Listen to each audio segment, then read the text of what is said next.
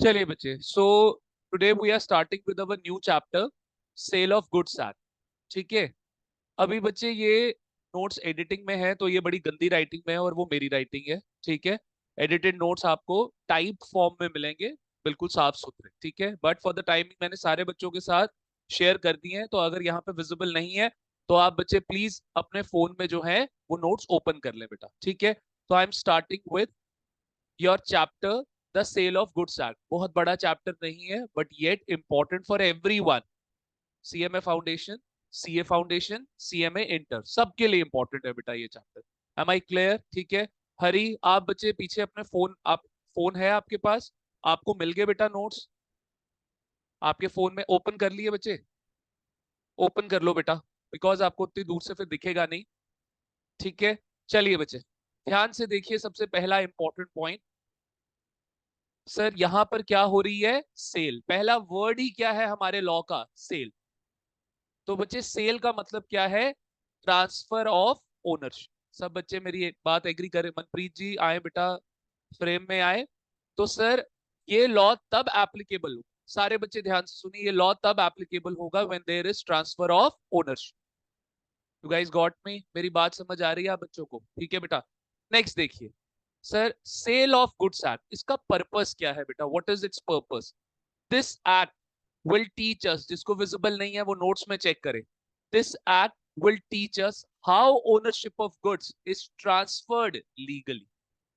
M I clear? ठीक है। Sir cell की बात हो रही है तो ओनरशिप क्या होगी बेटा? ट्रांसफर होगी। किसमें ओनरशिप ट्रांसफर होगी? गुड्स। सर गुड्स का मतलब पता है कि यहाँ पे क्या होगा? सब कुछ पढ़ाऊंगा। Movable property. क्या मतलब होगा? Movable property. Am I clear? Got my point? ठीक है। तो सर यहाँ पे किसकी सेल होने वाली है? सर किसकी ओनरशिप? जब मैं बोल रहा हूँ सेल, तो सेल का मतलब क्या है? Transfer of ownership. और किसकी ओनरशिप ट्रांसफर होने वाली बेटा? गुड्स। Am I clear? इतना कॉन्सेप्ट समझ आया? तो आइए बेटा, देखिए बच्चे सेक्शन वन। सर अभी सेक्शन वन क्या होता है बच्चे? मैं आप बच्चों को ना बेसिक जब पढ़ाऊंगा ना,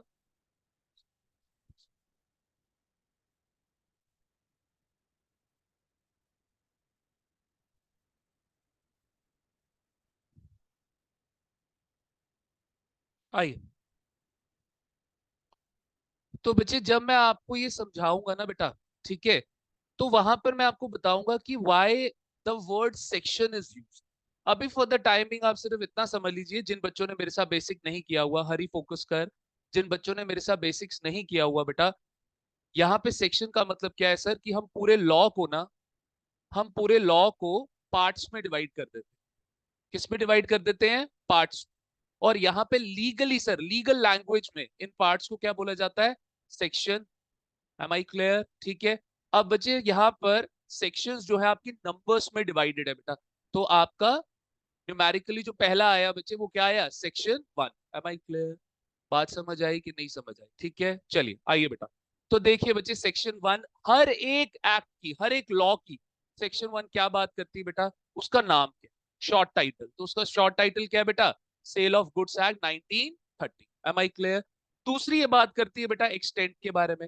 एक्सटेंट का मतलब इसका स्कोप। सर ये कहां तक एप्लीकेबल है, इसकी हदें कहां तक है? To whole of the. Am I clear? समझ आया? और सर इसकी जो अथॉरिटी है वो कब से स्टार्ट हुई? सर 17 1930। Is that clear? बात समझ आती है कि नहीं समझ आती? तो बेटा ध्यान से, शुरुआत कब से हुई? एक साथ 1930 से। और applicability sir essentials. Essentials sir, अगर चाय बनानी है देयर हैज टू बी दूध, देयर हैज टू बी पत्ती, देयर हैज टू बी पानी। तो अगर सेल ऑफ गुड्स एक्ट लगाना है तो सर क्या क्या होना चाहिए? मैं नीचे से स्टार्ट करता हूँ। ठीक है। ये वाला पॉइंट अभी आप बच्चों को नहीं पता, इसलिए नीचे से स्टार्ट करो। सर गुड्स होने चाहिए। गुड्स की क्या होनी चाहिए सर जी? सेल होनी चाहिए। सब बच्चे एग्री कर रहे हैं मेरे साथ कि नहीं एग्री कर? सर गुड्स होने चाहिए और गुड्स की क्या होनी चाहिए sir? Sale. Am I clear? अब सर एक वर्ड लिखा है कॉन्ट्रैक्ट। एक वर्ड लिखा है क्या यहाँ पे बेटा? कॉन्ट्रैक्ट। सब बच्चे एग्री कर रहे हैं? तो जिन बच्चों ने मेरे साथ बेसिक बिल्कुल नहीं पढ़ा हुआ, मतलब पहला चैप्टर इंडियन कॉन्ट्रैक्ट एक्ट नहीं पढ़ा हुआ, मैं उन बच्चों को स्पेसिफिकली बेटा ओपन बोर्ड पे लेके जाता हूँ। ठीक है। आइए बेटा, तो देखिए जरा यहाँ पे, देखो बच्चे, तो सर कॉन्ट्रैक्ट का मतलब क्या है? What is the meaning of contract? अभी जितना बता रहा हूं सर, ये बहुत बड़ा मीनिंग। जिन बच्चों ने पढ़ लिया ना मेरे से, बेटा हमें लगभग 2-2.5 महीने लग गए इस चैप्टर को खत्म कर। ठीक है, तो contract is a very huge term. मैं कुछ शब्दों को यूज करके आप बच्चों को कॉन्ट्रैक्ट का मतलब बता रहा हूँ। ठीक है, आप फोकस करेंगे बेटा। Sir there has to be offer. Sir मेरे पास एक प्रोडक्ट है, मैं उसको बेचना चाहता हूँ, तो सबसे पहले मेरे को क्या देना पड़ेगा? ऑफर। Am I clear? ठीक है। सर दूसरा वर्ड क्या होता है? एक्सेप्टेंस। सामने वाला क्या करे बच्चे? मैंने एक ऑफर दिया, सामने वाला इसको क्या कर ले? एक्सेप्ट। सर तीसरा वर्ड है कंसिडरेशन। सर कंसिडरेशन का मतलब है something in return. Something in return. Am I clear? Sir आपने मेरी होर्डिंग देखी बच्चे, अभी कोई बच्चा जो है, मैं यहाँ पे होर्डिंग का एग्जांपल दे रहा हूँ, कोई भी जिन बच्चों ने पढ़ा वो बीच में नहीं आएगा। ठीक है, इन बच्चों को सिर्फ समझाने के लिए मैं एक एग्जांपल दे रहा हूँ। आप बच्चों ने मेरी होर्डिंग देखी, मैंने क्या दिया? ऑफर दिया। मैंने क्या दिया आप बच्चों को? ऑफर। होर्डिंग देख के आप बच्चे मेरे सेंटर में आए, आपने मेरे को क्या दी? एक्सेप्टेंस। पहली इंस्टॉलमेंट जमा कराई, आपने मेरे को क्या दी? एक्सेप्टेंस। अब बच्चे हम दोनों के लिए क्या है? Consideration, something in return. बेटा आपको क्या मिलेगी? Coaching services. मुझे क्या मिलेगी? फीस। Is that clear? और बच्चे एक है यहाँ पे सेक्शन 10, और एक है बेटा यहाँ पे लीगल इंटेंशन। ये जब सारी चीजें आपकी इकट्ठी होती हैं, तब बच्चे जाके बनता है आपका कॉन्ट्रैक्ट। तब जाके क्या बनता है बेटा? आपका कॉन्ट्रैक्ट। सर सेक्शन 10 किसकी है बेटा? ये किसका पार्ट है बच्चे? ये आपका Indian contract act, the Indian contract act, इसको शॉर्ट बोलते हैं टीका। तो बच्चे ये सेक्शन 10 क्या है? ये कुछ कंडीशंस हैं, इन कंडीशंस को फुलफिल करोगे तभी कॉन्ट्रैक्ट बनेगा। जैसे सर पहली कंडीशन क्या है सर? अनड्यू इन्फ्लुएंस नहीं होना चाहिए। सर किसी भी तरीके का दबाव नहीं डालना अपने सामने वाले के ऊपर। सर कोअर्जन, मार पीट के सामने वाले से जो है आपने बात नहीं मनवानी, यानी कि सामने वाले का फ्री कंसेंट होना चाहिए। क्या होना चाहिए? Free consent. समझते हो मेरी बात? अगर सर सिर्फ यही पॉइंट्स पूरे हो रहे हैं, तो फिर बनेगा बेटा एग्रीमेंट।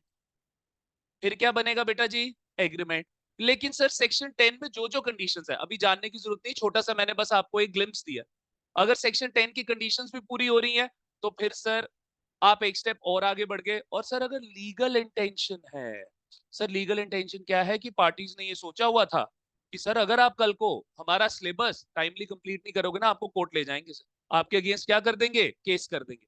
तो this is called legal intention. जब ये सारी चीजें पूरी होती हैं, तब बेटा एग्रीमेंट किस में कन्वर्ट हो जाता है? कॉन्ट्रैक्ट।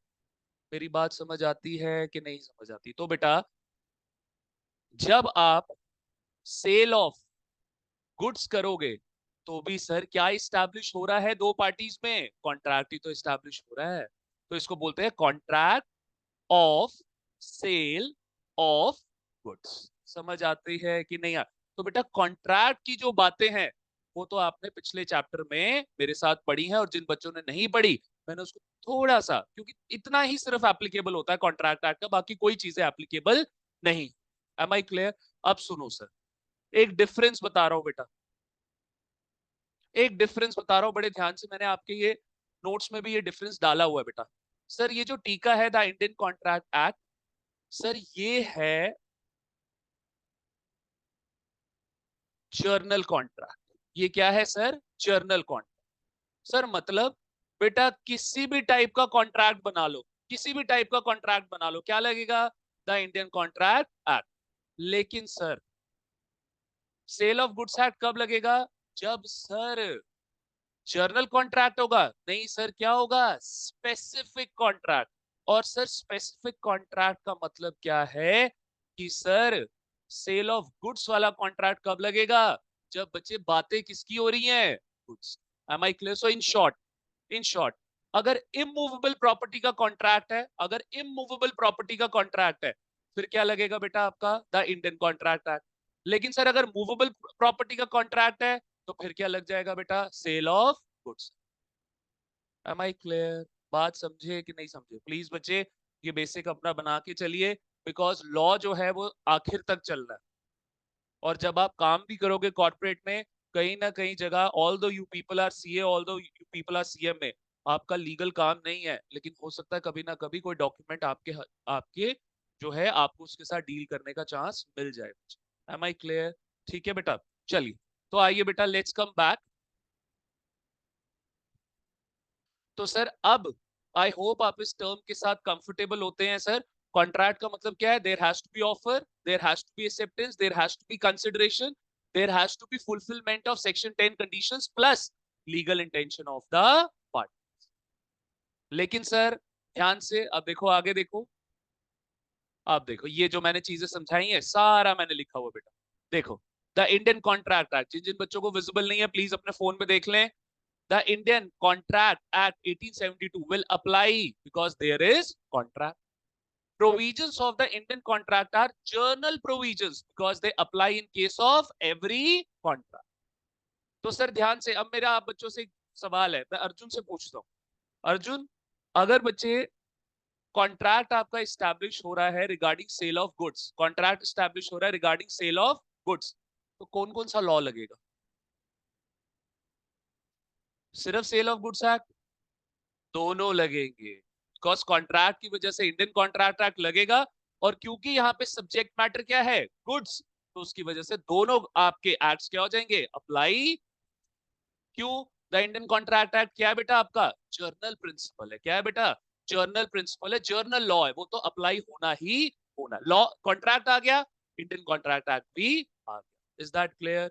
समझ आती है मेरी बात? ठीक है बेटा, चलिए अभी हमने किसी को अपनी वीडियोस और पैम्फलेट भेजा तो मेरे को आगे से रिप्लाई आया है, अंडरस्टैंडिंग 0%, बेटा 100%, बिकॉज आई यूज बेटा लॉट। तो मेरे को आगे से रिप्लाई आया हुआ है, अंडरस्टैंडिंग 0%, बेटा 100%। तो it's a part and parcel, ये भी सुनना पड़ता है। ठीक है, चलिए अब मैं बहुत ढीठ हड्डी हो गया हूँ। इट शोज कि मैं थोड़ा मेंटली अब स्ट्रांग हो गया, मेरे को फर्क नहीं पड़ता, काम आ रहा है ना मेरे पास, इसलिए ये इन सब से फर्क नहीं पड़ता। चलिए आइए बच्चे, नेक्स्ट देखते हैं बेटा। Sir, the Sale of Goods Act 1930 will apply because subject matter of contract is goods. Provision of the Sale of Goods Act are specific provisions because they apply only in case of goods. Is that clear? समझ गए मेरी बात? ठीक है, आगे देखो। No other act will apply on contract of sale of goods. सिर्फ दो लॉ एप्लीकेबल होंगे, एक आपका टीका और एक आपका सोगा, शॉर्ट में इनको बोलते, टीका एंड सोगा। ठीक है, आ जाओ बच्चे, लेट्स स्टार्ट। अब क्या था बेटा? वो तो ऐसे ही बेकार की चीजें थी, सेक्शन 1 में इतना कुछ था नहीं। अब जो मेन सेक्शन है जो कि पेपर में आती है, उसको मैं आप बच्चों के साथ शुरू कर रहा हूँ। Is that clear? ठीक है बच्चे, सब बच्चे एक काम करें प्लीज, एक पेन और कॉपी निकाल। ठीक है, पेन और कॉपी निकाल लो। ठीक है बेटा, निकाल ले।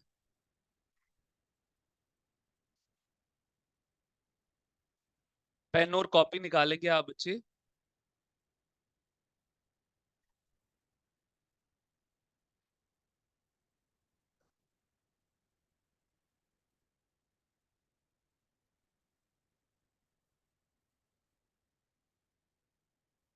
ठीक है बच्चे, लिखो यहाँ पे ऊपर हेडिंग लिखिए, chapter second, sale of goods act. Sale of goods act 1932 है ना? 1930, 1932 किसका था? पार्टनरशिप का। जी, लिखिए सेल ऑफ गुड्स एक्ट 1930। लिखिए बच्चे, सेक्शन 4। जो जो कीवर्ड्स होंगे बेटा प्लीज उसको मैं अंडरलाइन करूंगा, आप बच्चे लिखते जाएंगे। ठीक है, पहले हेडिंग लिखो section 4, sale and agreement to sale. Sale and agreement to sale. Sale and agreement to sale. आइए बच्चे, सर पहले ना ये दो टर्म समझते हैं। मैं पढ़ाना बाद में शुरू करूंगा, मतलब ये लैंग्वेज बाद में पढ़ाना शुरू करूंगा। पहले बच्चे बात करते हैं सेल की and agreement to cell. Am I clear? ठीक है बच्चे, तो आइए ओपन बोर्ड पे दोबारा चलते हैं।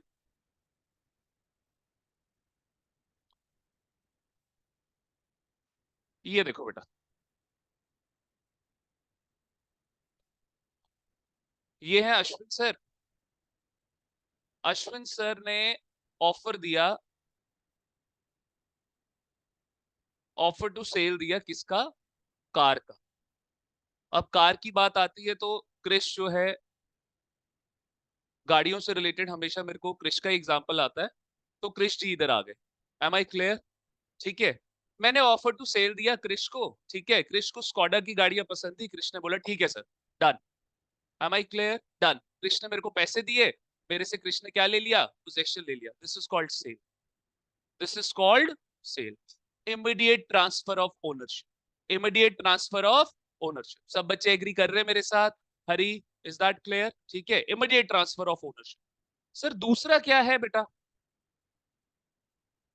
Agreement to sale. Agreement to sale, ठीक है बेटा, एग्रीमेंट टू सेल। बच्चे अब इसका मतलब क्या है? सर अगर तो दो सिचुएशंस आ रही है ना, मनप्रीत वापस आओ, अगर तो दो सिचुएशंस आ रही है ना बेटा, फिर वो सेल नहीं है, वो एग्रीमेंट टू सेल है। वो क्या है बेटा? Agreement to cell.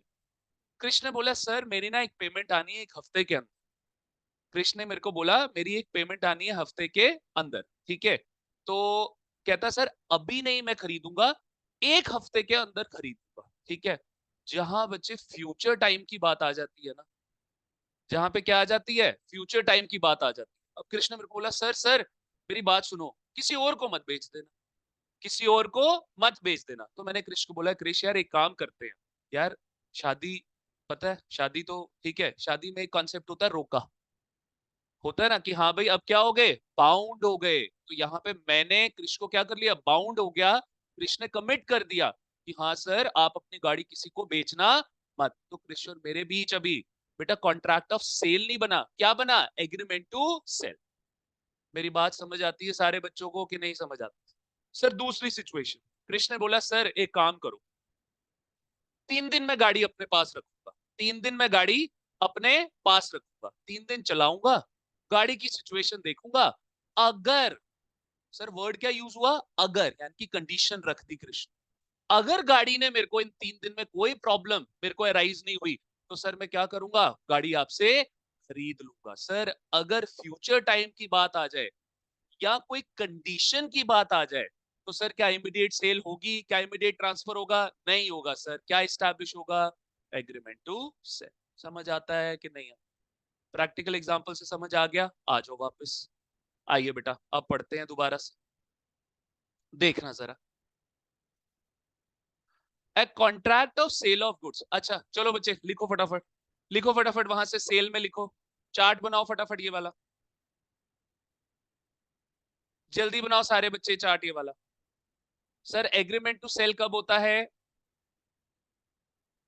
ये देखो, आपने हेडिंग लिखी ना सारे बच्चों ने, sale and agreement to sale, ठीक है, सेल के नीचे लिखो इमीडिएट ट्रांसफर ऑफ ओनरशिप फटाफट, ताकि एकदम से पढ़ के आप बच्चों को पेपर से एक दिन पहले एकदम से पढ़कर याद आए कि सेक्शन 4 में क्या लिखा है। लिखो सेक्शन 4 में बेटा immediate transfer of ownership, sale के नीचे लिखो इमीडिएट ट्रांसफर ऑफ ओनरशिप। मैं बोल रहा हूं, मेरे को सुनेंगे सारे बच्चे, सेल के नीचे लिखेंगे इमीडिएट ट्रांसफर ऑफ ओनरशिप, और बेटा एग्रीमेंट टू सेल के नीचे 2 एरो डालो। मनप्रीत कैमरा क्यों ऑफ है बेटा? सर वीडियो स्टक हो रही है, मैंने वीडियो इसीलिए स्टक ऑफ। हो रही है, ठीक है बेटा। एग्रीमेंट टू सेल में 2 एरो निकालेंगे बच्चे, एक एरो के नीचे लिखेंगे फ्यूचर टाइम।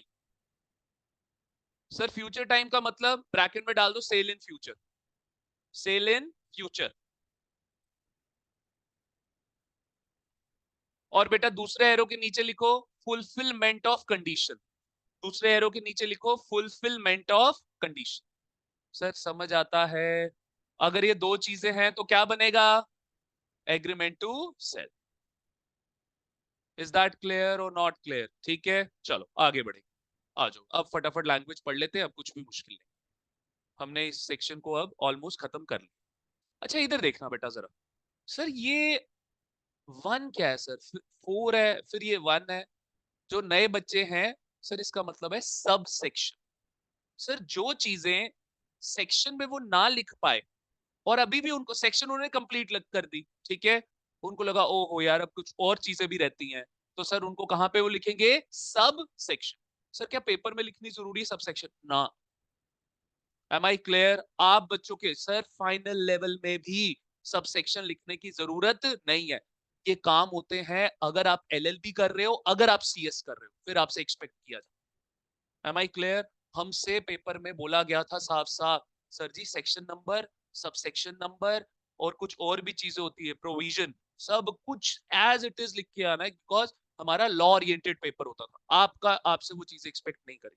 तो आपने खाली सर क्या सेक्शन नंबर याद कर रहा है, यस कर, सेक्शन नंबर याद करना है, उसके ऊपर कॉम्प्रोमाइज मत करना। Am I clear? ठीक है, चलिए आइए बेटा। So a contract of sale of goods, a contract of sale of goods is a contract, is a contract. Sir कौन सा वाला contract? Offer, acceptance, consideration, section 10 conditions and legal intent. Sir ये contract पता है कहां पे define है? टीका, द इंडियन कॉन्ट्रैक्ट एक्ट की section section 2 clause H. Sir अभी क्लॉज क्या होता है आप अभी आप बच्चों को जानने की जरूरत है। जिन बच्चों का बेसिक छूटा वो बेसिक में पढ़ाऊंगा। Am I clear? बात समझ आई? देखो, a contract of sale of goods is a contract whereby seller, whereby जिसके तहत, whereby the seller, सर अब seller का मतलब section 2 clause 30, section 2 clause 30। Sir किसकी सेक्शन है ये? टीका की सेक्शन है, सोगा, ये सोगा की, क्योंकि कॉन्ट्रैक्ट कहां से लाना है? टीका से। सेलर कहां से लाना है सर? सोगा से। सर ये कब पढ़ाओगे? अभी पढ़ाऊंगा बेटा, आगे अभी आगे पढ़ाऊंगा। क्या सर सेलर की डेफिनेशन याद करना जरूरी है? नहीं, सेलर की डेफिनेशन याद करना जरूरी नहीं है, उसके ऊपर कभी पेपर में वो आया भी नहीं। Am I clear? आगे बढ़ो। Sir transfer, whereby the, whereby the seller transfer, transfer का मतलब क्या है बेटा जी? यहाँ पे सेल। ट्रांसफर का मतलब क्या है यहाँ पे? सेल। और एग्रीज टू ट्रांसफर, क्या सारे बच्चों को पता लग गया एग्रीज टू ट्रांसफर क्या है बेटा? ठीक है, चलिए, whereby the seller transfer or agrees to transfer बच्चे, ठीक है आ जाओ। क्या से ट्रांसफर करता है? प्रॉपर्टी। सर प्रॉपर्टी का मतलब ओनरशिप। तो सर बेसिक मीनिंग तो बता दिया ओनरशिप। सर लेकिन ये कहां डिफाइन है? 2 क्लॉज 11। सर ओनरशिप किसकी? गुड्स की। गुड्स क्या है सर? Movable property. और सर किसको ट्रांसफर कर रहे हैं? To the buyer. बायर का डिफाइन है 2:1 में। किसके लिए sir? For a price, for a consideration. समझ आता है? सब सारी मैंने सेक्शन तोड़ दी है बेटा।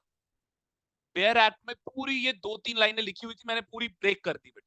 ठीक है, तो आइए बच्चे दोबारा से पढ़िए मेरे साथ, देखो कितना इजी है। A contract of sale of goods is a contract जिसके तहत एक सेलर क्या करता है सर? ट्रांसफर करता है, यानी कि सेल करता है, या फिर एग्रीमेंट टू सेल करता है। किसके लिए सर? प्रॉपर्टी के लिए। क्या प्रॉपर्टी सर? किसकी प्रॉपर्टी सर? गुड्स की। किसको ट्रांसफर कर रहा है सर? बायर। देखो बच्चे यहाँ पे लिख, whereby the seller transfer or agrees to transfer. क्या ट्रांसफर कर रहा है? ओनरशिप। किसकी? गुड्स की। किसको? बायर को। किसके लिए? प्राइस के लिए। खत्म। Is that clear? समझ आता है कि नहीं आता? कोई दिक्कत, कोई परेशानी? ठीक है, अभी इसको छोड़ेंगे, ये कुछ भी नहीं है, मैंने ऐसे ही बेकार लेंगे, मैंने लिखनी नहीं थी बट ऐसे ही लिख दी। सर नीचे देखो एक्सप्लेनेशन, नीचे देखो एक्सप्लेनेशन, ठीक है आइए बता देता हूं फिर भी क्या लिखा है। कह रहा देयर मे बी, मे मतलब हो सकता है, there may be a contract of sale between joint owners. यार ये फोन है, ये फोन है, ठीक है। अब मेरी बात सुनो, सर गाड़ी है, हस्बैंड वाइफ के दोनों के नाम पे है, ठीक है। क्रिश आया मेरे से सेल, कृष्ण बोला सर मेरे को सेल कर दो, तो सर क्या जॉइंट ओनर्स हो सकते हैं? मैं भी ओनर हूँ, मेरी वाइफ भी ओनर है। Am I clear? तो कह रहा है सर ये वाला कॉन्ट्रैक्ट ना जॉइंट ओनर्स के बीच में भी बन सकता है, मतलब जॉइंट ओनर्स भी सेल कर सकते हैं। बेकार लाइन है, कुछ भी नहीं, इसको छोड़ देना। जब आपको नोट्स मिलेंगे चाहे इसको काट देना। सर एग्रीज टू ट्रांसफर, समझ लिया हमने पहले ही, आओ पढ़ लेते हैं फटाफट, कुछ नहीं। कह रहा है mister A requested mister B to not sell goods to anyone. Mr. A will purchase goods within a week. As for now, he is short of funds. Mr. B agrees to that and thereby enters into an agreement to sell. सब बच्चे समझ रहे हैं? Is that clear? हरी पीछे phone में यही पढ़ रहे हो ना? ठीक है, चलो नेक्स्ट। सर दूसरा example, Mr. A requested Mr. B to give him some trial of goods for 3 days. If he like the goods, then he'll purchase the goods. Otherwise, he'll,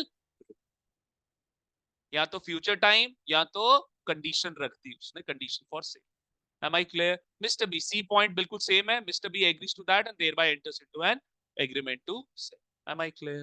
तो सर explanation लिखिए, in case of agreement to sell, ownership will transfer either in future or subject to fulfillment of condition. Am I clear? कोई समस्या, कोई परेशानी नहीं, मेरे को बता दो, ठीक है। चलिए आइए बेटा, सर सेक्शन 4 टू सबसे वाहियात बेकार सेक्शन है, कुछ भी नहीं है, बस ऐसे पढ़ लो। वही बातें लिख, कह रहा है कॉन्ट्रैक्ट ऑफ सेल में भी एब्सोल्यूट और कंडीशन। सर एब्सोल्यूट क्या होगा, इमीडिएट सेल कर दी, या तो फिर क्या होगा बेटा, कंडीशन। ये बकवास है, इसको छोड़, ये पेपर के लिए कुछ भी नहीं है ऐसे। आइए नेक्स्ट देखो बेटा, अब सेक्शंस आगे और इंपॉर्टेंट है, 4, 3, ठीक है। आइए, कह रहा है where under a contract of sale, where under a contract of sale, वही बातें अब घूम फिर के चल रही है, पढ़ लेते हैं। Where under a contract of sale the property, sir property का मतलब क्या है यहाँ पे, घर जायदाद, सर ओनरशिप। यहाँ पे प्रॉपर्टी का मतलब घर जायदाद नहीं है, क्या मतलब है उसका बेटा जी, ownership. Where under a contract of sale the property in the goods is transferred from seller to the buyer. Sir जैसे ही सेलर से बायर को क्या हो जाएगी, प्रॉपर्टी ट्रांसफर, वो क्या बन जाएगा, then contract is called as. लेकिन सर वही देखो बेकार बात है, but where property in the goods will transfer at a future time वो subject to fulfilment of certain condition, then contract is called as agreement to sell. तो sir ये तो पढ़ लिया, नहीं बच्चे ये नहीं पढ़ा था। 4.3 जो है क्या कर रही है बेटा, डिफाइन कर रही है, क्या कर रही है, डिफाइन कर रही है, किसको डिफाइन कर रही है, सेल को या फिर agreement to cell. Am I clear, ठीक है। तो बच्चे लिखो जरा, फोर्स सबसेक्शन 4 सबसेक्शन 1 किसके बारे में बात करता है, हाउ, सेक्शन 4 सबसेक्शन 1 लिखो बेटा, how property in goods will transfer, how property in goods will transfer. 4 subsection 1 किसके बारे में बात कर रहा है, वो बता रहा है कि कैसे आप ओनरशिप को ट्रांसफर कर सकते हो। Am I clear, got it. Section 4 subsection 1 क्या बता रहा है कि कैसे आप प्रॉपर्टी को ट्रांसफर कर सकते हो। सर सेक्शन 4 सबसेक्शन 2 लिखो, not relevant, section 4 subsection 2 not relevant.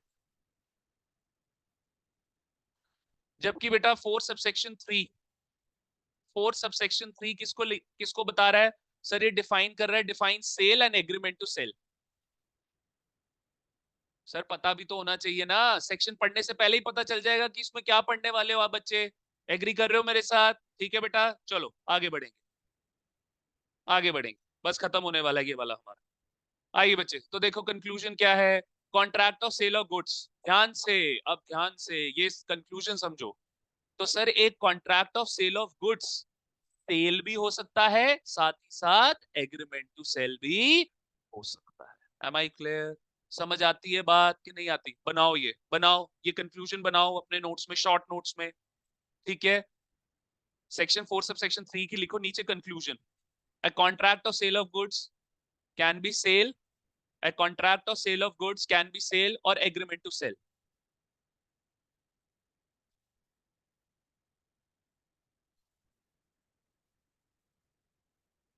Am I clear? A contract of sale of goods can be sale और agreement to sell, दोनों हो सकता है। हाँ जी भाई, अगर सेल है तो भी क्या हुआ, contract of sale of goods, अगर एग्रीमेंट टू सेल है तो भी क्या हुआ, आपका, अगर एग्रीमेंट टू सेल है तो भी क्या हुआ, contract of sale of goods. Am I clear? तो क्या लिखा है यहाँ पे, जरा इधर फोकस करना, ये देखो क्या लिखा मैंने यहाँ पे, ब्रॉडर टर्म। सर ये एक broader term, am I clear, समझ आता है सब बच्चों को, ठीक है बेटा, चलो आगे बढ़ते हैं बच्चे। अब सर लिखो section 4 section 4 sub section 4, section 4 bracket में 4, how, how an agreement to sell can become sale, how an agreement to sell can become sale. लिखा सब बच्चों ने, हाँ जी बेटा, noted everyone, how agreement to sell can become sale. कोई समस्या, कोई परेशानी, बढ़ सकता हूँ आगे बेटा जी, ठीक है आओ। सर कब हो जाएगा, या कृष्ण ने 1 हफ्ते का टाइम मांगा था, वो हफ्ता क्या हो गया, पूरा हो गया, तो सर टाइम इलैप्सेस, ठीक है बेटा जी। जिन बच्चों का सब्जेक्टिव पेपर है अभी इस साल में, कृपया करके वो एक्सपायर्ड वर्ड मत लिख के आइएगा, इलैप्सेस ही लिखिएगा, बिकॉज बेयर एक्ट में क्या लिखा हुआ है, इलैप्सेस। एम आई क्लियर, ठीक है। नेक्स्ट है बेटा, कंडीशंस क्या हो गई, फुलफिल हो गई। सर कृष्ण ने गाड़ी चला के देखी, गाड़ी बिल्कुल बढ़िया चली, so the conditions are fulfilled subject to which the property in goods is transferred. Is that clear, समझ आता है सर, कंडीशंस ही तो, क्या लिखा है, सब्जेक्ट टू, ये वर्ड लिख कर आना है। जिन बच्चों जो अभी 12th से आए हैं बच्चे हमारे, वो इस वर्ड से फेमिलियर हो जाएंगे, लीगल लैंग्वेज लिखनी है पेपर में। Am I clear? ठीक है सर, ये सीएमए फाउंडेशन वालों को क्यों आप इकट्ठे पढ़ाते हो, हमने तो लिखना भी नहीं है, पहले से ही मैच्योर कर रहा हूँ आप बच्चों।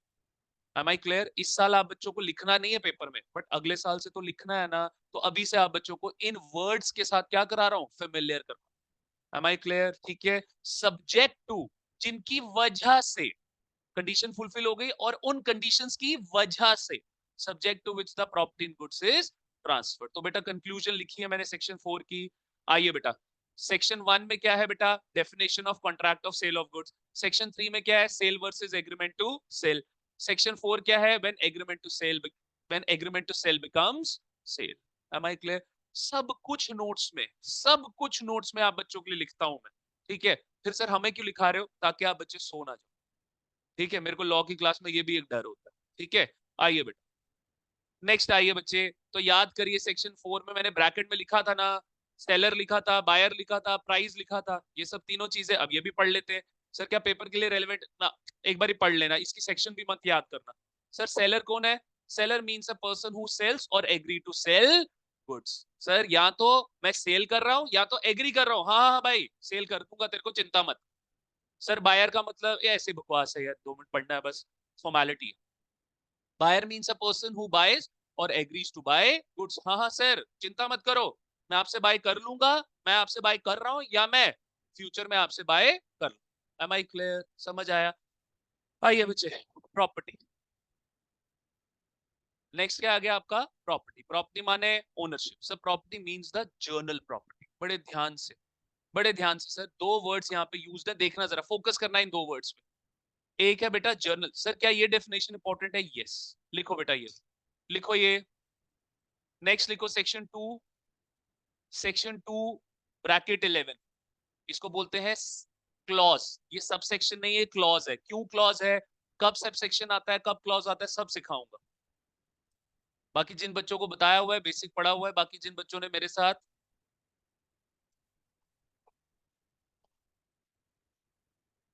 ठीक है बेटा।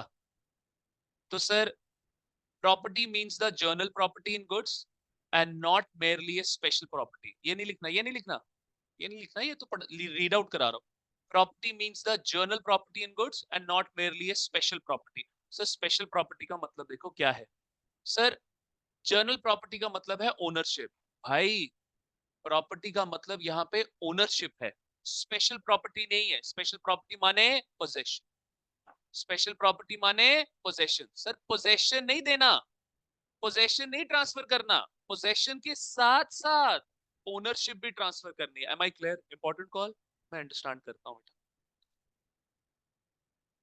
सर ट्रांसफर खाली पोजेशन नहीं करना, क्या करना है, ओनरशिप ट्रांसफर करनी है। Am I clear? ये मतलब है प्रॉपर्टी। तो देखो जरा, ये देखो sir, A gave goods as security to be against loan. बड़े ध्यान से मेरा सवाल है आप बच्चों से, A gave goods as security to be against loan. क्या सर लगेगा सेल ऑफ गुड्स एक्ट? लगेगा सेल ऑफ? क्या ए ने अपनी प्रॉपर्टी ट्रांसफर करी? अरे नहीं यार, ए ने प्रॉपर्टी थोड़ा ट्रांसफर करी, ए ने पोजेशन ट्रांसफर किया। सर देखो, अभी तो सिर्फ क्या दी है, सिक्योरिटी दी है। ए ने बी से क्या लिया, लोन लिया, और उस लोन को सिक्योर करने के लिए उसने क्या दी, सिक्योरिटी दी, किसकी, गुड्स की। क्या sir sale of goods act लग गया? अरे नहीं, सेल ऑफ गुड्स एक्ट क्या बोलता है भाई, ट्रांसफर। अभी तो सिर्फ क्या ट्रांसफर हुआ है, पोजेशन। पोजेशन नहीं ट्रांसफर करना, क्या ट्रांसफर करना है, ओनरशिप। तो बेटा ये सेलर बायर ये सारा ओनरशिप हमारा खत्म हो गया। नेक्स्ट आइए बेटा प्राइस पे, मोस्ट इंपॉर्टेंट। अच्छा तो यहाँ लिखिए बेटा, यहाँ पे लिखिए जो 211 लिखवाया ना मैंने आपको नोटबुक में, लिखो बेटा उसके नीचे लिखो journal property transfer. Journal property, journal property transfer, journal property transfer. चलिए बच्चे, तो यहाँ पे लिखेंगे बेटा ट्रांसफर ऑफ जर्नल प्रॉपर्टी मतलब ownership. Transfer of journal property bracket में लिखिए ओनरशिप। ठीक है, नीचे एक और लाइन लिखिए, नीचे और लाइन लिखिए, transfer of special property, transfer of special property मतलब possession, transfer of special property मतलब पोजेशन ब्रैकेट में, ट्रांसफर ऑफ स्पेशल प्रॉपर्टी मतलब ब्रैकेट में possession, will not apply SOGA, will not apply SOGA. मतलब इन शॉर्ट कंक्लूजन क्या है, अगर possession transfer कर रहे हो तो सोगा अप्लाई नहीं होगा। Is that clear? समझे मेरी बात कि नहीं समझे? ठीक है, तो लिखा हुआ है ना नीचे एग्जाम्पल में बेटा कि सर अभी तो सिक्योरिटी दी है, सिक्योरिटी मतलब पोजेशन दिया है सर, सोगा अप्लाई नहीं होगा। सर ये प्राइस बहुत इंपॉर्टेंट, ठीक है, इसके लिए मैं सारे बच्चों को ओपन बोर्ड पे लेकर आता हूं। आइए बेटा, चलिए यहाँ देखिए जरा। सर प्राइस, प्राइस का मतलब है यहाँ पे कंसिडरेशन। प्राइस का मतलब क्या है यहाँ पे? कंसिडरेशन। अब सर ध्यान से मेरी बात सुनिए। सर कंसिडरेशन आपका टीका में भी डिफाइन है और कंसिडरेशन आपका सोगा में भी define.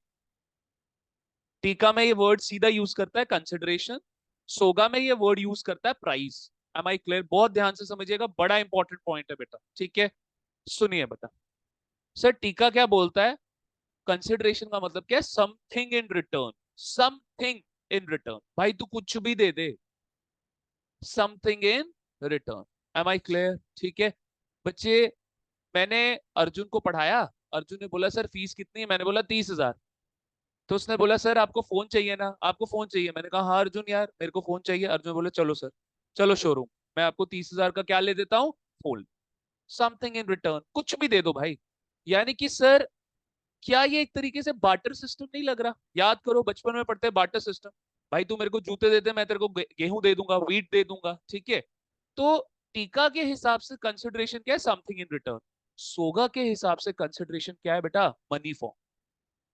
There has to be money form भाई। सर तनिष्क मेरे पास आया, तनिष्क मेरे से गुड्स ले रहा था, कहता सर बदले में गुड्स देता हूँ, सोगा अप्लाई होगा? नहीं होगा। गुड्स के केस में consideration has to be money form. बेटा किसकी सुने? टीका की सुने, सोगा की सुने? एनीवन? किसकी सुने? टीका की सुने, सोगा की सुने? सोगा की क्यों सुनेंगे? Very good. सर सोगा क्या है? Specific law. और टीका क्या है सर? जर्नल। तो इसका मतलब जहां जहां टीका और जहां जहां सोगा की बनती है तब तो ठीक है भाई, कोई चक्कर नहीं, तब तो टीका अप्लाई हो जाए। क्या बोल रहा हूं मैं? जहां जहां टीका, जहां जहां सोगा की बनती है, मतलब जहां दोनों की बातें सेम है, वहां तो टीका अप्लाई हो जाएगा। लेकिन जहां टीका कुछ और बोल रहा है, सोगा कुछ और बोल रहा है, तो फिर किसकी चलेगी? सोगा की चलेगी। क्यों? क्योंकि सोगा क्या है? स्पेसिफिक। भाई गुड्स की बात हो रही है, गुड्स से रिलेटेड स्पेसिफिक लॉ क्या है बेटा आपका? सोगा। तो अप्लाई भी क्या होगा? सो। Is that clear? मेरी बात समझे आप बच्चे? ठीक है बेटा, चलिए आइए जरा, तो देखो जरा अब इधर बातें, यही लिखा हुआ है। सर प्राइस मींस, इधर देखो, price means the money consideration for the sale of goods. आइए बेटा देखो जरा यहाँ पे, सर नोट वही सारी बातें। For contract of sale of goods consideration must be in the form of money. Consideration in kind, को चीज दे दी, फोन लेके दे दिया मेरे को तनिष्क ने, consideration in kind will not establish the above contract. Am I clear? समझ आती है बात कि नहीं आती? अच्छा अब एक और कहानी सुनो यहाँ से, एक और कहानी सुनो। सर तनिष्क आया मेरे पास, तनिष्क ने को मैंने गुड्स दिए, तनिष्क को मैंने क्या दिए? गुड्स दिए। सर कितने के गुड्स दिए? 30,000। कितने के गुड्स दिए? 30,000। बड़े ध्यान से मेरी बात सुनिएगा। सर हमने प्राइस की डेफिनेशन कहाँ पढ़ी है? 211। कहाँ पढ़ी है बेटा? 211 में। प्राइस मतलब कंसिडरेशन, प्राइस मतलब money consideration, I am sorry, price का मतलब क्या है यहाँ पे? Money consideration. सर क्या यहाँ पे ऐसे लिखा हुआ है? होली, होली वर्ड यूज किया हुआ है? Totally it should be the money consideration, ऐसा बोला हुआ है? सर नहीं बोला हुआ। भाई ने सिर्फ क्या बोल दिया? 211 ने there has to be money consideration. तो भाई इधर देखो जरा, सर तनिष्क ने बोला 10,000 कैश ले लो, 20,000 का फोन ले देता हूं, क्या अब लगेगा SOGA? Will there be SOGA? Yes, अभी भी सोगा अप्लाई होगा बेटा, क्योंकि उन्होंने कहीं पर भी वर्ड ये नहीं लिखा Holi it should be money consideration ना। तो यानी कि सर अगर part of the money consideration भी होगी तो भी क्या अप्लाई हो जाएगा? सोगा अप्लाई हो जाएगा। There has to be money consideration. Am I clear? बात समझते हो? ठीक है, तो देखो बेटा, इधर मैंने एक नोट लिखा हुआ है, इधर एक नोट लिखा हुआ है, even if part of the consideration is the form of money, still SOGA will apply. Am I clear? सब बच्चे एग्री करते हैं? ठीक है, लिखो बेटा 210, अपने नोट्स में लिखो 210, price is equal to money consideration, price is equal to money consideration, price is equal to money consideration. लिख दो बेटा, लिख दो फटाफट, price is equal to money consideration. नीचे नोट लिख दो, नोट लिख दो। इवन इफ, थोड़ा सा लंबा लिखेंगे यहाँ पे, even if there is, online students, even if there is part of the money consideration, even if there is part of the money consideration, still SOGA will apply. Even if there is part of the money consideration, थोड़ी बहुत है, even if there is part of the money consideration, still SOGA will apply. Still SOGA जो है आप apply कर सकते हो बेटा, समझ गए? Is that clear to all? Even if there is part of the money consideration, still SOGA will apply.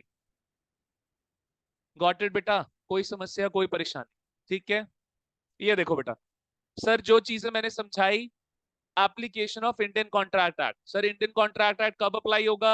अगर तो सर दोनों की सिमिलर बातें हैं, इंडियन कॉन्ट्रैक्ट एक्ट मजे से अप्लाई होगा, लेकिन अगर दोनों क्या हुए, इनकंसिस्टेंट, वर्ड क्या यूज है, इनकंसिस्टेंट। इनकंसिस्टेंट का मतलब लॉ में क्या होता है, डिफरेंशिएट। अगर कोई डिफरेंसेस आए तो देखो बेटा, unless there is inconsistency between the provisions of टीका and सोगा, the provisions of, unless, अच्छा इसको छोड़ो, यहां से लेकर यहां तक बेटा आप छोड़ दो। कह रहा है द प्रोविजंस ऑफ, मजे से पढ़ो आप, the provisions of Indian contract act 1872 shall continue to apply to contract for the sale of goods unless there is inconsistency। अगर तो inconsistency आ गई, unless there is inconsistency between the provisions of टीका and सोगा, the provisions of टीका 1872 shall continue to apply। ठीक है, तो बच्चे लिखो सेक्शन 3, थोड़ी सी लैंग्वेज ये टिपिकल है, सेक्शन 3 लिखो, ऐसे लिखो बेटा, मैं ओपन बोर्ड पे लेके जा रहा हूं आप बच्चों को। आइए बेटा, लिखो यहाँ पे सेक्शन 3, दो पार्ट्स में लिखो। नो इनकंसिस्टेंसी, नो इनकंसिस्टेंसी, कोई भी इनकंसिस्टेंसी नहीं है। ठीक है, टीका will apply along with SOGA for sale of goods, for sale of goods.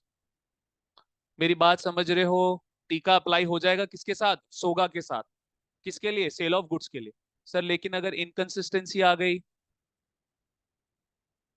लिखो यहाँ पे टीका cross SOGA tick. Am I clear? टीका क्रॉस सोगा टिक, समझ गए मेरी बात? Am I clear? ठीक है, ये सेक्शन 3 है, हो गई छोटी सेक्शन 3। एक पेज में मैं आप बच्चों का लेक्चर ले आया हूं। Am I clear? एक पेज में मैं आप बच्चों का ये लेक्चर ले आया हूं बेटा। ठीक है, आ जाओ जी, वापस आओ। ये देखो सर, वही कंसिडरेशन वाली बात है, ये सिर्फ आपकी नॉलेज के लिए बेटा, ये सिर्फ आपकी नॉलेज के लिए। सर टीका में देखो क्या बोलता है, कंसिडरेशन ऊपर, टीका में कंसिडरेशन कहाँ थी, 2D में, सोगा में कंसिडरेशन कहाँ है, 4.1 में। ठीक है, क्या बोलता है, consideration mean something in return to each other. नहीं यार, 4.1 में नहीं था, मतलब प्राइस दिया हुआ है ना बेटा 210 में, तो 210 करो, यहाँ पे 210 में करवा दूंगा। 4.1 में तो जर्नल डेफिनेशन दी हुई ना कॉन्ट्रैक्ट की, ठीक है ना, तो 210 में। तो 2D क्या बोलती है टीका की, consideration mean something in return to each other, जबकि ये क्या बोलती है, consideration should be in money form only. हाँ जी भाई, इनकंसिस्टेंसी आ गई दोनों में, किसको अप्लाई करोगे, सोगा को अप्लाई। Am I clear? तो मैंने यहाँ क्या लिखा है, here section 4 subsection 1 will prevail, 4.1 नहीं 210 will prevail. Am I clear? समझ आता है कि नहीं आता है बच्चों, मेरे को बता दो। तो सर देखो भाई, क्या क्या एसेंशियल्स होने चाहिए, क्या क्या रिक्वायरमेंट्स, क्या क्या मेन इंग्रेडिएंट, ये चीजें होनी होनी चाहिए सर। देखो sir, there has to be two parties, क्या होनी चाहिए सर, टू पार्टीज। सर दो पार्टीज के बीच में जो कॉन्ट्रैक्ट बनता है उस कॉन्ट्रैक्ट को बोलते हैं बायलेटरल कॉन्ट्रैक्ट। क्या बोलते हैं बेटा? बायलेटरल। सर दो से ज्यादा multilateral contract. Am I clear? Sir subject matter क्या होना चाहिए? गुड्स। प्राइस क्या होना चाहिए? मनी फॉर्म में। तो देखो क्या लिखा है, partly in money will also work. Next, transfer of ownership in goods, या तो एब्सोल्यूट या तो कंडीशनल। एब्सोल्यूट क्या होगा सर? Immediate cell. कंडीशनल क्या होगा? Agreement to sell. कह रहा all other essential elements of टीका वो तो आएंगे ही आएंगे। Am I clear? जहां जहां दोनों क्या है? कंसिस्टेंट। सर इसी के साथ पहला लेक्चर आपका क्या होता है बेटा जी? समाप्त। एक क्वेश्चन मैंने यहाँ पे आप बच्चों के लिए बनाया हुआ है, और नहीं नहीं नहीं नहीं, यहाँ नहीं अप्लाई होगा। नहीं नहीं, यहाँ इसकी जरूरत नहीं है, इसकी जरूरत है यहाँ पे। सेक्शन 4 सब सेक्शन 3 हमने पढ़ ली। एक सेकंड बेटा, एक मिनट देंगे मेरे को। क्या ये क्वेश्चन अभी कराना है या आगे? Recover the amount the sale of good, what will the answer shop to say that he can pay those but he. आओ बेटा पढ़ो जरा क्वेश्चन मेरे साथ। ये वालों और सीएमए इंटर वालों देख लो क्वेश्चन किस तरीके आएगा, और सीएमए फाउंडेशन वालों वो भी एक ट्रेलर ले लो कि इंटर में जाके क्वेश्चन किस तरीके आएंगे। ठीक है, आओ बच्चे, ये पेपर में क्वेश्चन आया हुआ है, इधर देखो जी। कह रहा है Archika Archika went to a jewelry shop and asked the shopkeeper to show the gold bangles with white polish। Sir होने तो चाहिए गोल्ड के, बट उसमें व्हाइट का टचअप आना चाहिए, व्हाइट पॉलिश लगती है एक ऊपर। कह रहा है the shopkeeper inform that he has gold bangles with a lot of design but not in white polish. कह रहा है बैंगल्स तो गोल्ड के बैंगल्स बड़े सारे पड़े हुए हैं, बट उसके ऊपर व्हाइट पॉलिश नहीं लगी हुई अर्चिका जी। कह रहा है rather if Archika select gold bangles in his shop, he will arrange white polish on those gold bangles without any extra cost। वो कह रहा है बहन तू चूज कर ले, तू उसके बाद मैं क्या करूंगा, तेरे को व्हाइट पॉलिश इसके ऊपर लगा के दे दूंगा विदाउट एनी एक्स्ट्रा कॉस्ट। बंदा अपने हाथ से गाहक जाने नहीं देना चाहता। ठीक है, अर्चिका सिलेक्ट है set of designer bangles and पे फॉर। अर्चिका ने बैंगल सिलेक्ट कर लिया और पे कर दिया। कह रहा the shopkeeper requested Archika to come after 2 days for the delivery of those bangles. उसे बोला दीदी अब 2 दिन का टाइम दो, व्हाइट पॉलिश लगा के देता हूं मैं आपको। ठीक है, दीदी ने सारे पैसे भाई को दे दिए, इमीडिएट सेल हो गई। ठीक है, आगे देख। कह रहा है the shopkeeper requested Archika to come after 2 days for the delivery of those bangles so that white polish can be done on those bangles. आसान है, लैंग्वेज बड़ी इजी, कुछ नहीं है इसमें, सिंपल अंग्रेजी है। ठीक है, नेक्स्ट देखो। कह रहा है व्हेन अर्चिका, हाँ जी भाई कौन है ऑन करने वाला, इतने यहाँ तक आवाज आई है क्रिश जी आप हो? चलो। कह रहा है when Archika comes after 2 days to take the delivery of bangles she notice that due to white polishing the design of bangles has been disturb. भाई व्हाइट पॉलिश की वजह से क्या हो गया कि सर जो डिजाइनिंग ऊपर जो डिजाइनिंग जो कारीगिरी करी हुई थी वो खराब हो गई। Am I clear? ठीक है, now she wants to avoid the contract. Sir वो क्या करना चाहती है? कॉन्ट्रैक्ट कैंसिल करना चाहती है। And ask the shopkeeper to give her money back but shopkeeper has denied for the same. State with reasons, reasons बताइए whether Archika can recover the amount under the sale of goods act. Archika ने पैसे दे दिए थे उसको। Next है, what would be your answer if shopkeeper says that he can repair those bangles but he will charge extra cost for। Am I clear? ठीक है, नीचे same question है इसलिए यहाँ पे क्या लिखा है? Related question. आइए बेटा इसका आंसर मेरे साथ पढ़िए, आंसर आसान है, कुछ भी नहीं। क्या हम सब बच्चों ने सेक्शन 4 सब सेक्शन 3 ली? क्या 4 सब सेक्शन 3 में बताइए क्या था? Sale versus agreement to sell. और 4 में क्या था कि बेटा कब एग्रीमेंट टू सेल क्या बन जाएगा? एग्रीमेंट टू सेल कब बन जाएगा? सेल। Am I clear? तो याद हुआ ना, याद हुआ ना, जब आप सेक्शन को एक एक लाइन में लिखोगे ना बेटा तब ये सेक्शंस याद होंगी, और आप बच्चों को सेक्शन याद करनी पड़ेंगी। ठीक है, फाउंडेशन में इतना ही। हाँ जी, फाउंडेशन वालों जिन्होंने फाउंडेशन का पेपर दे दिया है, क्या सेक्शन के नाम पे उन्होंने पूछा हुआ है पेपर में? कैसा आया था पेपर लॉ का? पूछा था बीच बीच में, तो इनको भी सेक्शन याद करना जरूरी है, जरूरी। ठीक है बेटा, तो मैंने एक वन लाइन सेक्शन लिखा दिया, आप बच्चों के लिए इतना ही जरूरी है। ठीक है बेटा, चलो स्टे फोकस्ड, स्टे फोकस्ड। आइए बेटा तो पढ़िए जरा सेक्शन 4 सब सेक्शन 3। हमने अपनी लैंग्वेज में भी 4.3 लिख ली है ना, आसान लैंग्वेज, तो इसने वही पहले डिफाइन करी हुई as per section 4.3 of the sale of goods act 1930। देखो बच्चे, जो ये केस स्टडी वाले क्वेश्चंस होते हैं ना, इसका सबसे बड़ा चैलेंज होता है ये समझना, पहले तो क्वेश्चन समझना, अंग्रेजी समझना, और दूसरा सर कि उस अंग्रेजी को समझ के आपको ये समझना है कि कौन सी सेक्शन लगेगी। अगर ये दो चीजें आपको पता लग गई तो सर सारा लॉ तो याद करके ही आए हो ना पेपर में। सबसे डिफिकल्ट बात ये है कि सर हमें ये समझना है कि कौन सी सेक्शन अप्लाई होगी। तो उसका तरीका है सर, जितनी केस स्टडी सॉल्व कर सकते हो करो, जितनी केस स्टडी सॉल्व कर सकते हो वो करनी है सर। ठीक है, आओ। तो as per section 43 of the sale of goods act 1930, where under a contract of sale the property in the goods is transferred from the seller to the buyer, the contract is called as sale. सब बच्चे agree कर रहे हो? But where the transfer of the property in the goods is to be take place at a future time और subject to some conditions thereafter to be fulfilled, then contract is called an agreement to sell. And as per section 4(4), an agreement to sell becomes a sale when the time elapses or the conditions are fulfilled, subject to which, जिसकी वजह से property जो है वो goods की transfer हो जाए। अब देखो, on the basis of above provisions and facts given in the question, it can be said that this is an agreement to sell। क्यों है सर agreement to sell? क्यों है agreement to sell? उसने क्या कंडीशन लगा दी? White polish की condition लगा। भाई जब तक व्हाइट पॉलिश नहीं लगेगी तो क्या सेल होगी? सर होगी नहीं। एग्री कर रहे हो मेरे साथ? समझ आता है कि नहीं आता? भाई एग्रीमेंट टू सेल में क्या है? या तो टाइम लैप्सेस हो जाए या तो कंडीशन फुलफिल हो जाए, तब एग्रीमेंट टू सेल क्या बन जाता है? सेल बन जाता है। आइए, it can be said that there is an agreement to sell between Archika and shopkeeper and not a sale. Even payment was made by the Archika. The property in goods can be transferred only after the fulfillment of conditions fixed between buyer and seller. और वो क्या condition थी? White polish. As the white polish was done, but original design is disturbed due to polishing, bangles are not in original position. Hence, Archika has right to avoid the agreement to sale and can recover the price. भाई तूने जो जो goods दीदी ने आके select करे थे, उन गुड्स की शेप भी क्या हो गई बेटा? चेंज हो गई। नेक्स्ट देखिए, on the other hand, if shopkeeper offers to bring the bangles in original position by repairing, he cannot charge extra cost from the archika. Even he has to bear some expenses for repair, he cannot charge it from archika. Is that clear? समझ आया? इनमें cell नहीं हुई थी sir. मेरी बात सुनो, अगर सेल हो जाती ठीक है, उसके बाद वो घर ले जाती, यूज करती, तो सर प्रॉपर्टी तो क्या हो गई थी? ट्रांसफर हो गई। इन दैट केस फिर शॉपकीपर, अगर आपका प्रॉपर्टी ट्रांसफर होने के बाद गुड्स की पोजीशनिंग में कुछ चेंज होता, डिजाइन में चेंज होता बिकॉज ऑफ यूसेज, फिर वहां पे शॉपकीपर की कोई भी गलती नहीं।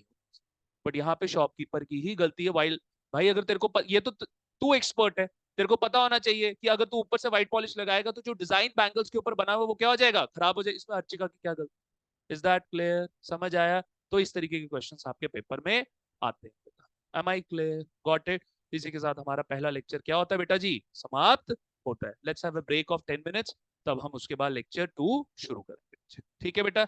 और आज के पहले 2 lecture sale of goods act के यूट्यूब पे भी आएंगे और ऐप पे भी। चल, अच्छा मनप्रीत एंड रिया बेटा, आपने सेशन नहीं लीव करना। ठीक है, I am just closing the recording, session नहीं लीव करना बेटा आप बच्चों।